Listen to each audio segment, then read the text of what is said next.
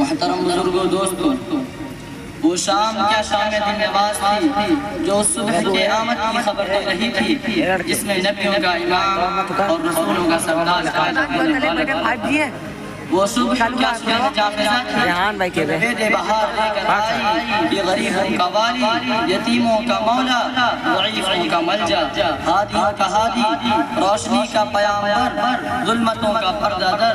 یعنی وہ خاتم الانبیاء والمرسلین حضرت محمد مصطفیٰ صلی اللہ علیہ وسلم تولد ہو چکے ہیں، جن کی دعا حضرت ابراہیم علیہ السلام نے مانگی تھی، جن کی بشارت حضرت عیسیٰ علیہ السلام نے دی، اور جن کی آمد کی خبر ہر زمانے کے انبیاء اپنی امتوں کو دیتے آئے۔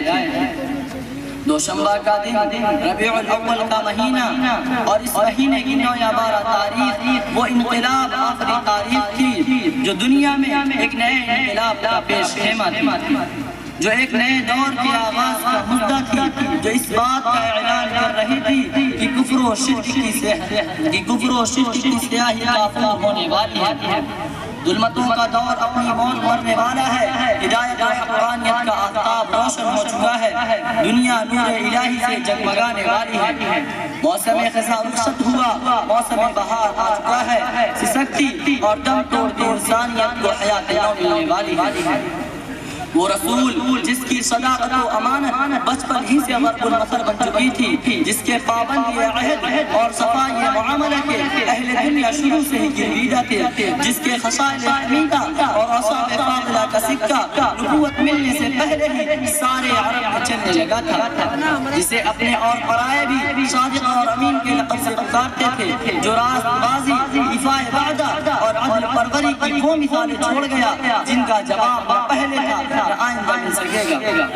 وہ اپنے کمالات و صفات میں خود اپنا جواب دیتے۔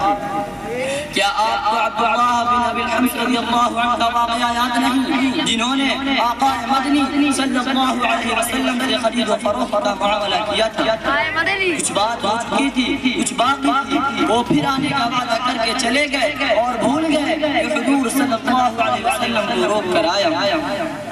3 دن کے بعد یاد آیا، دوڑتے ہوئے اس مقام پر پہنچے تو دیکھا کہ حضور صلی اللہ علیہ وسلم وہیں کھڑے ہیں۔ دوسرا کوئی ہوتا تو کیا نہ کہتا، مگر حضور صلی اللہ علیہ وسلم نے صرف اتنا ہی فرمایا، تم نے مجھے زحمت دی، میں 3 دن سے تمہارا یہاں انتظار کر رہا ہوں۔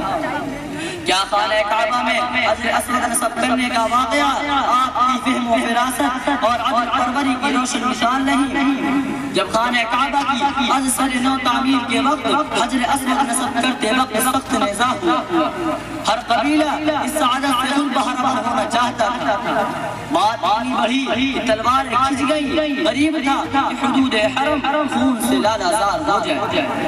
4 دن گزر گئے، جھگڑا طے نہ ہوا، آخر 5ویں دن قریش کے ایک سب سے معمر شخص کی رائے پر یہ طے پایا کہ کل صبح جو سب سے پہلے حرم میں آئے اسے ہی حکم مقرر کر دیا جائے۔ قدرت خدا بندی کا کرشمہ دیکھیے کہ دوسرے دن سب سے پہلے حرم میں پہنچنے والا کوئی اور نہیں بلکہ محمد عربی صلی اللہ علیہ وسلم تھے۔ آپ کو دیکھنا تھا کہ لوگ خوشی سے پکار اٹھے، حاضر امین رضینا، امین آ گئے، ہم ان کے فیصلے پر راضی۔ حضور صلی اللہ علیہ وسلم چاہتے تو یہ شرف خود حاصل کر لیتے، کسی اور کو موقع نہ دیتے، مگر حضور صلی اللہ علیہ وسلم نے ایسا نہیں کیا۔ آپ نے ایک چادر منگائی، اس میں اپنے دست مبارک سے حجر اسود رکھا، پھر سرداران قبائل سے کہا کہ سب لوگ چادر بدل کر اٹھائیں اور خانہ کعبہ کے پاس لے چلے۔ جب چادر موقع کے برابر آ گئی تو آپ نے اپنے دست مبارک سے حجر اسود اٹھا کر نصب کر دیا، اور آپ کی اس تدبیر سے ایک خوفناک جنگ ٹل گئی۔ عمر مبارک کے 41ویں سال غار حرا میں اللہ رب العزت نے آپ کو منصب نبوت سے سرفراز فرمایا۔ مالک ارض و سما کے فرشتہ فرشتے نے اسرار نبوت کے لیے آپ کے سینے کو کھول دیا اور کہا، اقرأ بسم ربک الذی خلق، پڑھیے اس رب کے نام سے جس نے کائنات کو پیدا کیا۔